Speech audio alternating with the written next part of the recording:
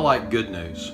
We like to hear, you got the job, you got a raise, you got a promotion, the Yankees win, the Red Sox lose.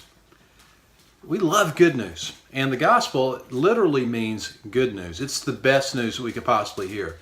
It's the news that tells us that God loves us, that Jesus can save us, that we can have a new relationship with Him, that we can be adopted into God's family, that He welcomes us with open arms, that He loves us just the way we are. That's the good news. But when we truly explore the gospel and understand what it says, we find that the gospel isn't just good news, that before we can hear the good news, we have to hear the bad news. Now, none of us like bad news. We don't like to hear, you didn't get the job. You're going to have to take a pay cut. We're going to have to let you go. The Yankees lose. The Red Sox won. We don't like bad news. But we need to hear the bad news to really understand the good news, because the bad news is what prompts us to turn to God and to cling to Him. And the bad news about the human race is what the first 3 chapters of Romans talks about.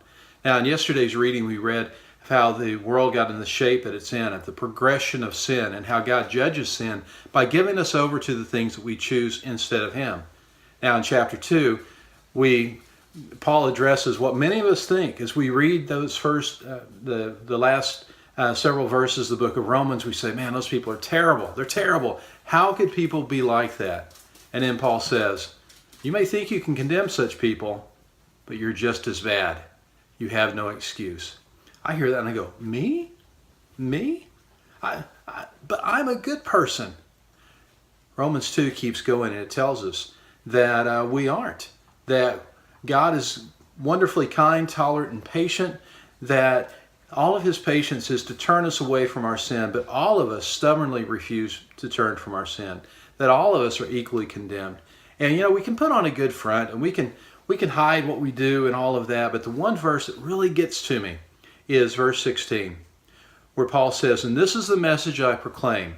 This is the message in the gospel, that the day is coming when God, through Jesus Christ, will judge everyone's secret life. That God looks deep inside of us. He sees the bad news. He sees us for who we truly are. But here's the good news, and we're going to hear more of this as we continue on through Romans, that God still loves us. That even while we're at our worst, God still loves us. And that's why He sent His Son. But before we can embrace the good news of what Christ has done, we have to embrace the bad news of what we truly deserve. That I am guilty. I am a sinner.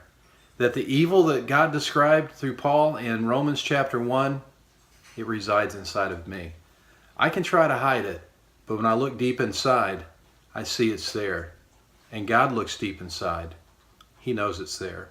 Confession really is a word which means to say the same thing. And that's what God is trying to move us to confess our sin to Him, to say the same thing about our sin that He says about it. And when we do that, we're ready for good news.